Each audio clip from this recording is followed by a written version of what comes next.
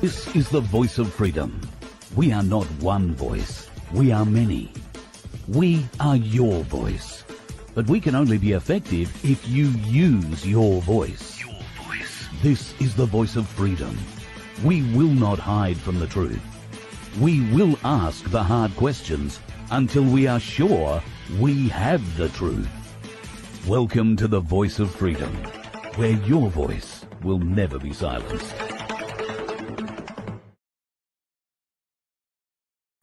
Hello, folks. How are you today? Hope you've had a pretty good day. Nothing too dramatic has happened in your world. I know in a couple of my friends' cases, there have been some dramatic incidents today. In fact, in one person's case, there have been a couple of deaths in her family, and of course, all involved. Very, very sad to hear that one of our supporters, who I won't mention at the moment, has lost her father in the last week. Once again, went in for a knee operation, died on the table, triple vaxxed, as far as I'm aware. So things to be a bit aware of. Now, folks, it's going to be a real short one tonight because things have happened today that are a little bit out of my control. Cass Smith was going to be on tonight to talk about gold and silver and moving your super into that. Unfortunately, she's fallen ill tonight or today and has asked me to postpone until next week. So we will do that. And if you want to learn more about getting your super out of big super and into gold and silver, then Cass is the lady to talk to. And if you go back through the Voice of Freedom library, you'll find that we've already spoken to her once before and all her details are there if you want to get this in chain straight away. All you need to do is send them an email. They'll fire back some questions for you, fill out those details or answer those questions. And it's pretty much on the up and up. You can after a small amount of toing and froing with the government, you'll actually get access to your super. It'll be transferred from the super fund to a bullion company where they will transfer that into gold and silver. And then because it is your super and it is a self-managed super fund, it means you can't take that gold and silver home with you. It'll have to go into a vault and be protected. But I don't think there's too many people who want to go home with a huge bag of silver or gold, do they? So unfortunately, I didn't have anything else planned tonight because I'd done all my research on this thing for Cass. So I haven't got too much else to tell you other than I have received some emails today which are a little bit concerning. They mainly refer to food security in the coming months. So I don't know I haven't been able to check the bona fides of the people who've sent them to me yet. I need to go through and have a bit of a look and see whatever other corroborating stories or evidence there might be before I start telling you about it. But I'm assuming that it's all going to be on the up and up. We've been talking about food security for some time, and farmers have been copping it pretty solidly. Whether it's the weather or whether it's their agricultural departments making edicts upon them, the farmers are having a bit of a hard time. But it certainly seems at the moment that the weather is being used to engineer big events that could damage our food supply. We were talking last night about the rain event that's currently progressing its way down the east coast of Australia. And of course, when it hits the slopes of the Victorian ski fields, which have had bumper snow drops this year, then that water's going to start coming down out of the mountains and into the creeks and rivers, and eventually it's all going to flow into the Hume Dam, which is already at capacity. That Hume Dam is located in Albury, or just outside of Albury, and feeds the Murray. So news we've got already from people who've been along the Murray in the last week or so say that it's already pretty much pushing its banks. The other big river to be concerned about, for Victorians at any rate, is the Goulburn River. The Goulburn River is fed out of Lake Eildon from memory, and Lake Eildon is going to cop a huge amount of water coming down off Mount Buller and associated other mountains around there. 99 or 95% full. It was even just a few days ago, so they're not letting water out of it. So when all that water comes down the hills, it's going to be a problem. And I think Darren Bergwerf said last night that he expected the Goulburn Valley to go underwater. That's a food bowl in Victoria. We've had the same issues here in Queensland in the Lockyer Valley. In fact, how many crops have we lost just this year in the Lockyer Valley. Do you remember when lettuce was $11 a lettuce or $12 a lettuce? That's because it all got washed away during one of these floods. Hopefully, those farmers are starting to recover and get new crops in. But the problem is there's more shit coming, more bad weather coming, more floods predicted.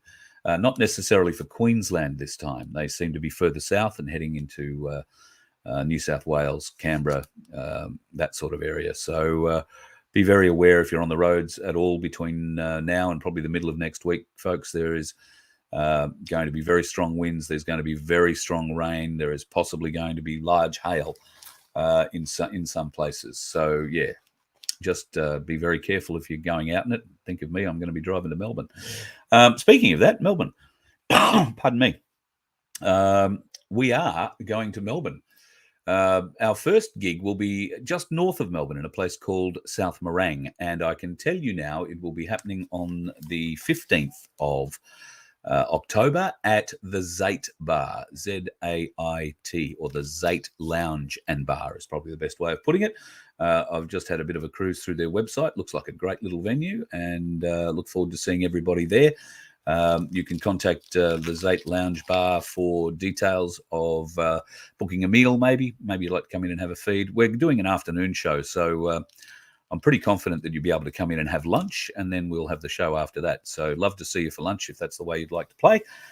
We'd love to see you there. Looking forward to coming to South Morang and then heading up to Shepparton on the 16th for a show at the Terminus, and then back down to Melbourne to the wonderful My Place of Darren Bergwerf on the 19th.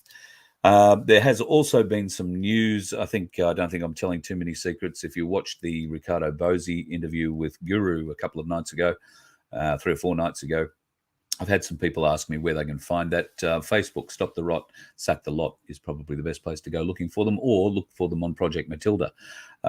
Project Matilda is always a great place. You'll always find Guru's material there, and hopefully you'll always find mine. So if you missed that interview that Dave did with Ricardo a few days ago, it's probably 4 or 5 days ago now, go and give it a bit of a look. It's only about 45 minutes long. He does say in there that A1 are making some announcements toward the end of this month, so we're looking forward to hearing what they might be. I think he said there's going to be some rallies in some cities, or at least some launches in cities. So keep an ear out. There will be news on that coming in the not too distant future, and I think between now and the end of October, you can be guaranteed we'll have Ricardo on this show, at least in one form or another, and we'll get the latest news from him. That's the hope at any rate. So, yeah, folks, a bit of a short one tonight. I do apologise. It's just what happens. I didn't get an opportunity to do much prep for anything else tonight, so I do apologise. That'll teach me, and I do hope the Cass gets better. We don't like hearing that people are crook, and she's having just a bit of an issue. She's not jabbed or anything like that. You don't have to worry about that end of it. It's probably just a genuine bit of flu. Black Sheep's on. Good on you, mate. Looking forward to coming down and seeing you. Tassie, the updates that I'm getting from Cherie about that are truly spectacular. I'm humbled by the offers that you guys are making, and I'm really looking forward to coming down and spending time with you. It's going to be a lot of fun. Just seeing if there's any questions in here before we shut it all down, folks. It's my turn to cook dinner tonight, so everybody's starving a bit out there, and I've said, oh, look, I can't really do the show. I'll have to go and do the show. So I've got to go out. We're having something really spectacular that Woolworths provided, so we'll figure that out once I get out there.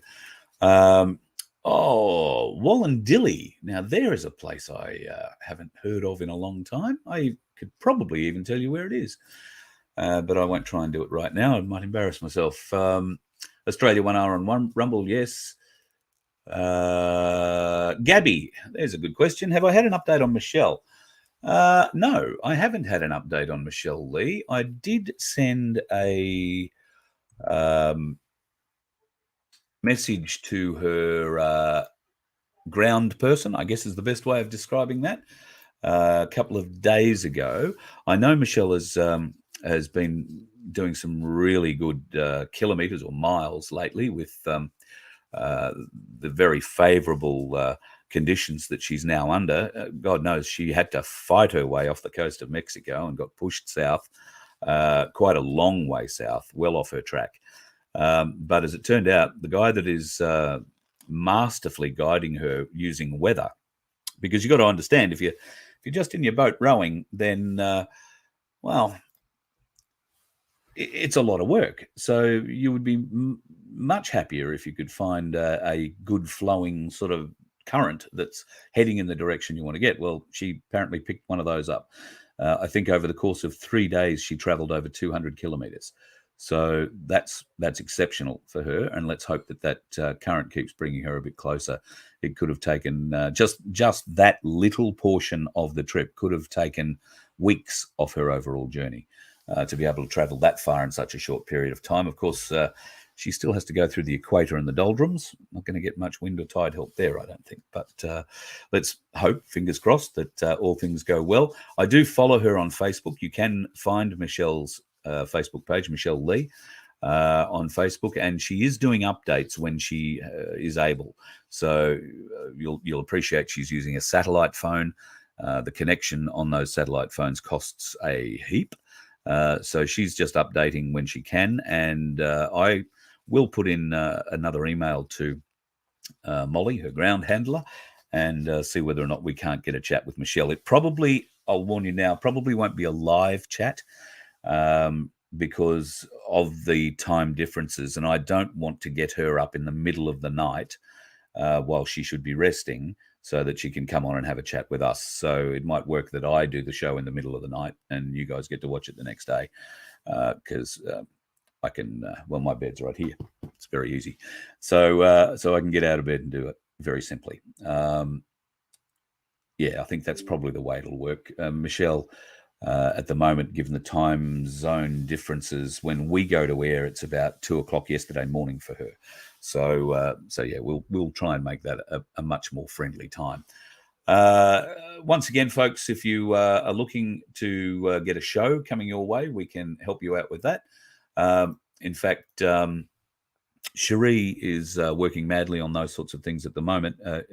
SHEREE at VoFHQ.com is her email address, Cherie at VoFHQ.com. If you want to get a show, we're putting some shows into Victoria at the moment, and I did mention Tasmania. Tassie's going to be sometime toward the last week of October and first week of November, and I'll be in Melbourne prior to that, obviously. And then when we come back from Tassie, I want to say we're heading towards New South Wales and the south coast of New South Wales to do Bega, maybe. There are some folks in Bega that were keen to see us. So we'll put a show on there. We might see if we can't drag Guru around for a couple of these things too, and see who else we can drag along. At any rate, folks, I'm going to leave you tonight. That's about 7:10 in Tassie. Oh, there you go, 6:10 here. So we're only 100 years and 1 hour behind the rest of the world at the moment, Black Sheep. And South Australia must be feeling very confident because they're half an hour ahead of us. God love them. Just having a bit of a glance. There's been some medical stuff going out today. Yeah, okay, fuel prices. So, yeah, fuel prices are going to go back up. The excise duty will be... Actually, I want to say it finishes tonight at midnight. So probably from tomorrow, you'll see fuel prices go up again. I have seen them here where I am in Brisbane go up from $2.05 for diesel to $2.15 today. So that midnight might have been last night, and the price of fuel just might be down a little bit at the moment. I'm not sure about what's going on in other capital cities, so if you're there and you can tell me what the price of diesel or petrol is, then we might have a bit of an idea.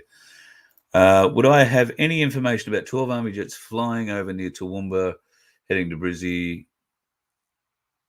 Okay, so there is a lot of military flights going on at the moment. There is a lot of military flights going on around Australia at the moment. People in Toowoomba shouldn't be too concerned about military jets that they see flying around them. They are wedged between two military bases, one being Oakey and the other one being Amberley.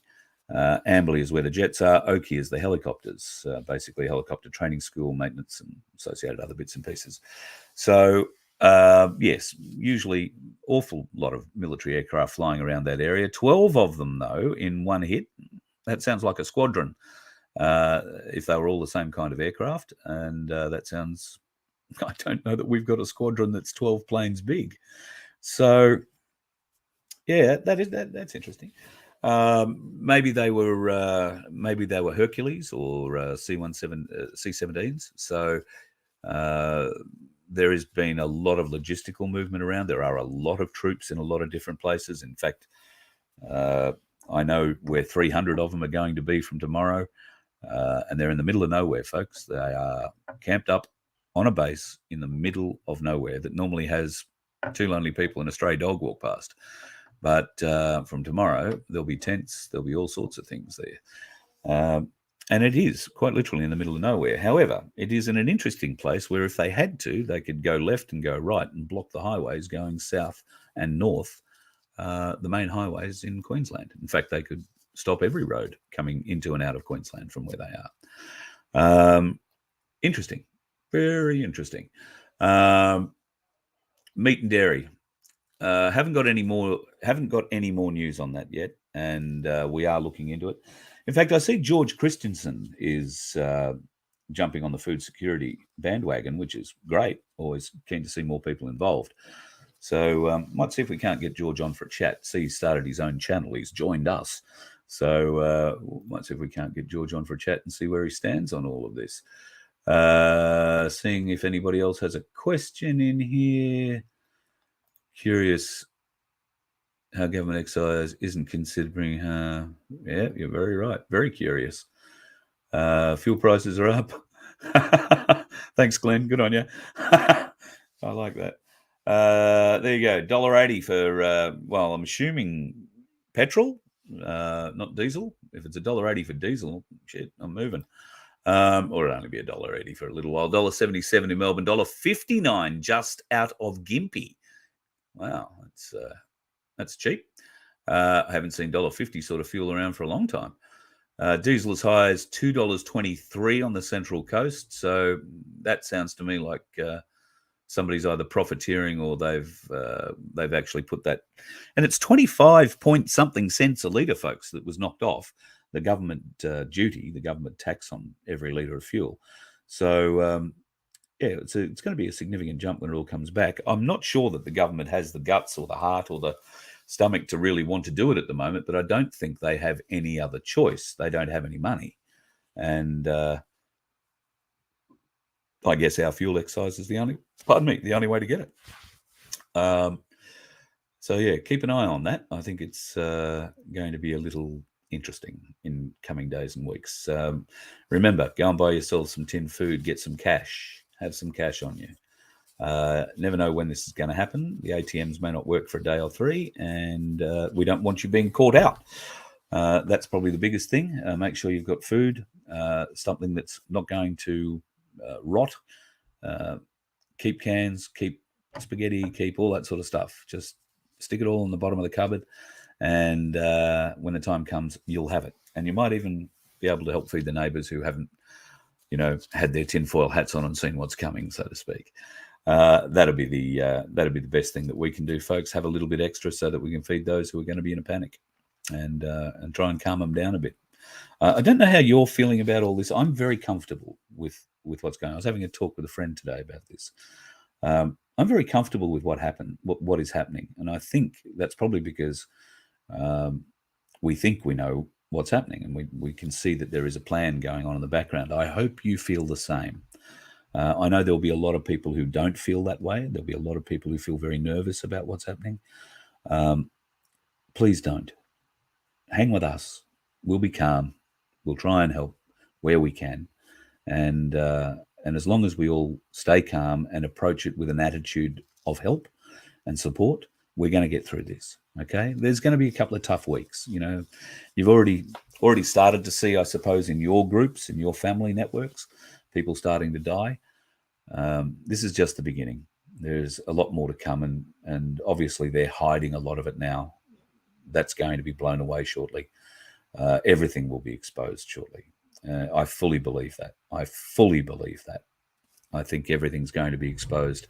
Well, maybe not everything, but I think there are going to be some very significant disclosures in the next 2 weeks, 2 to 3 weeks. So disclosures that are probably going to wake people up in a pretty bad way. At any rate, that's it, folks. I'll end it there, and I will let you know when we can get Cass back on, but it'll be one day next week. Tomorrow night, I guess I'll have to try and figure out what we're going to do tomorrow night. But rest assured, we will do something. Being a Friday, I'll probably get the guru in for a bit of a chat. We'll see what happens. Hope you have a great day, folks, or a great night. Stay safe. Be careful in the weather. If you're on the roads, don't be one of those dickheads. Just take it easy. The roads over the next few days are going to be very dangerous, very wet, windy, haily. So, yeah, just take it very easy. Thanks again for your time, folks. If you want any more information, vofhq.com. Got a few things there you can read and check out. And if you decided that you want to help us out with a donation to get on the road and get to Victoria, we could really use it. There's a donate button there that'll help us get there. Thank you very much for your help and your support. And I'll endeavour to have something a little bit more sustenance-wise, a little more fulfilling for you tomorrow night. So I'm sorry I sort of let you down a bit tonight with Cass, but can't help it when we get crook. And Cass is a very important lady in our movement. She's helped so many people get their super, out of super, and get into gold and silver, including a mate of mine who, if you were watching last night, I mentioned. He sent me a photo of him dressed up in his suit with his gold tooth glinting, which was not really a bright glint at all because he had an 11-kilo gold bar in his hands at the time, smiling at me with it. That gold bar is part of his superannuation that Cass was able to get out of super and put into the metals. So she can do that for you too. We'll find out more when she comes and talks with us. It'll be one day next week. I think she's going to take tomorrow off to recover as well. So appreciate your time tonight, folks. Only a short one. Please be safe on the roads. Steer clear of the dickheads and make sure you're not going to be one. You let one ant stand up to us, then they all might stand up. Those puny little ants outnumber us 100 to 1. And if they ever figure that out, there goes our way of life. It's not about food. It's about keeping those ants in line. That's why we're going back. Does anybody else want to stay?